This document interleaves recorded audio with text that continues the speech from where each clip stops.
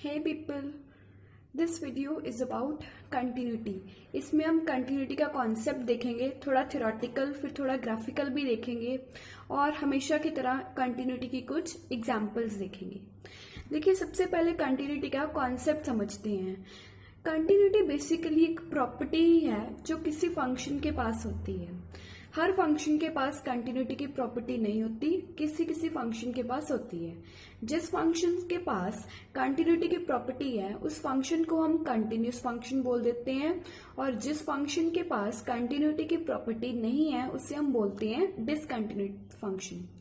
तो कंटिन्यूटी की प्रॉपर्टी है क्या, वो देखते हैं। A function f is said to be continuous at a point x is equal to c if limit x tends to c fx is equal to fc।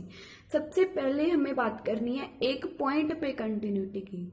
तो किसी भी फंक्शन f को एक पॉइंट c पे continuous कब बोलेंगे, जब हम उस फंक्शन की लिमिट c को टेंड करवाएं और आंसर fc आ जाए। यानी कि जिस पॉइंट को हम टेंड करवा रहे हैं, जिस पॉइंट पे कंटिन्यूटी चेक कर रहे हैं, उस पॉइंट पे जो फंक्शन की वैल्यू है वो उसकी लिमिट के इक्वल आ जाए। Make sure you know about limits. मेरी प्रीवियस वीडियो चेक कीजिए लिमिट्स के ऊपर। अब हमने पढ़ा कि लिमिट उसके इक्वल आनी चाहिए। अब इसकी भी कुछ कंडीशंस होती हैं कि function f x is equal to c पे कंटिन्यूस कब होगा। सबसे पहली बात, एफ सी डिफाइंड होना चाहिए, तभी हम बोल सकते हैं ना कि वो दोनों इक्वल हैं। Limit x tends to c f x और एफ सी इक्वल है जब एफ सी डिफाइन होगा। दूसरी बात, लिमिट एग्जिस्ट करनी चाहिए, और तीसरी बात, वो दोनों इक्वल होनी चाहिए। Limit x tends to c f x and f c, ये दोनों इक्वल होनी चाहिए। फर्दर, हमने अपनी लिमिट वाली वीडियो में लिमिट की एक फॉर्मल डेफिनेशन बनाई थी, उसी तरह हम कंटिन्यूटी की एक फॉर्मल डेफिनेशन बना सकते हैं, क्योंकि कंटिन्यूटी में हम एक लिमिट का यूज कर रहे हैं। ठीक है। A function f is said to be continuous at a point x is equal to c if for every epsilon greater than 0 there exists d greater than 0 such that fx minus fc is less than epsilon whenever x minus c is less than d। देखिए, उस definition में हमने क्या किया था कि fx की limit l आ रही थी और fx माइनस l का डिस्टेंस लेस देन एप्सिलॉन रखा था।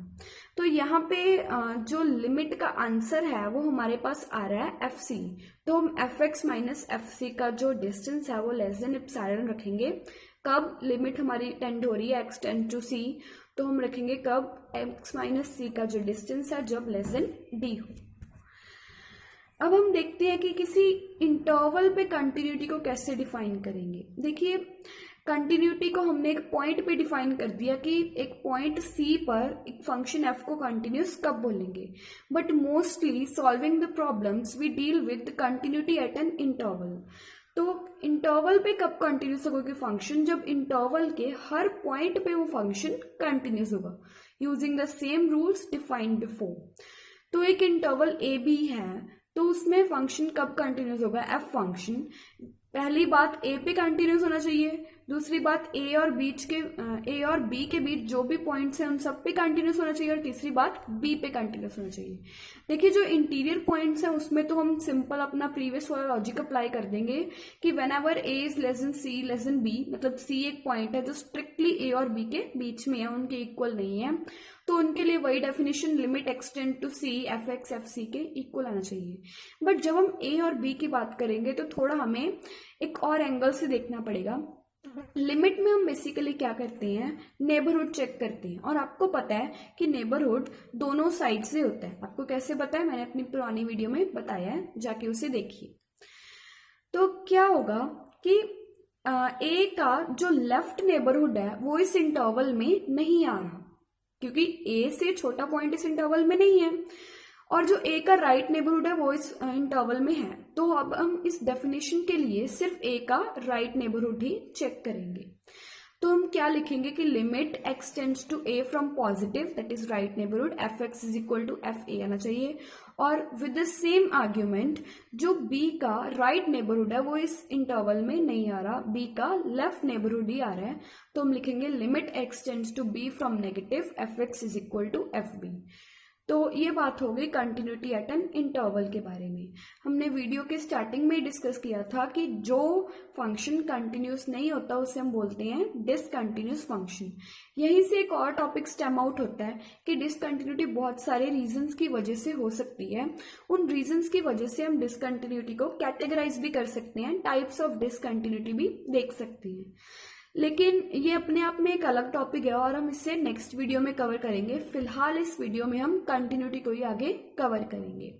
अब देखिए, कंटिन्यूटी और वर्ड कंटिन्यूस ये दोनों एक से है ना, ये बिल्कुल भी कोइंसिडेंस नहीं है। जो वर्ड कंटिन्यूटी है वो वर्ड कंटिन्यूस से ही डिराइव हुआ है।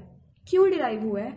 कंटिन्यूस का क्या मीनिंग है? कनेक्टेड, एक पूरी सीक्वेंस में जो साथ साथ में चलता है, कंटिन्यूटी में चलता है, कंटिन्यूअस है। तो जिस भी फंक्शन का ग्राफ कनेक्टेड होगा वो फंक्शन कंटिन्यूअस होगा। जैसे fx is equal to x square function का ग्राफ दिखाया मैंने, ये फंक्शन कंटिन्यूस है और इसका ग्राफ कनेक्टेड है, इसमें कोई भी ब्रेक नहीं है। हम पेन को बिना उठाए एक बार इस ग्राफ को प्लॉट कर सकते हैं। आगे देखिए, जो डिसकंटिन्यूस फंक्शन का ग्राफ है वो कनेक्टेड नहीं होगा। जैसे एक फंक्शन लिया हमने fx 1/x², इस फंक्शन का ग्राफ दो हिस्सों में बन रहा है, ठीक है, ये डिसकनेक्टेड ग्राफ है और इसीलिए ये डिसकंटिन्यूस फंक्शन है। अब ध्यान से देखिए, यहाँ पर इंटरवल बहुत ही इंपॉर्टेंस रखती है। अगर हम वही function fx is equal to 1/x² को देखें ऑन द इंटरवल -∞ to ∞, तो क्या होगा? ये फंक्शन डिसकंटिन्यूस होगा। लेकिन अगर हम इसी फंक्शन को इस इंटरवल में देखें 0 to ∞, इसकी हमने डोमेन को रिस्ट्रिक्ट कर दिया, सिर्फ पॉजिटिव x की वैल्यू पुट करेंगे, तो इस फंक्शन का ग्राफ कनेक्टेड होगा और ये फंक्शन कंटिन्यूस बन जाएगा। तो कंटिन्यूटी बेसिकली इंटरवल पे बहुत ज्यादा डिपेंड करती है।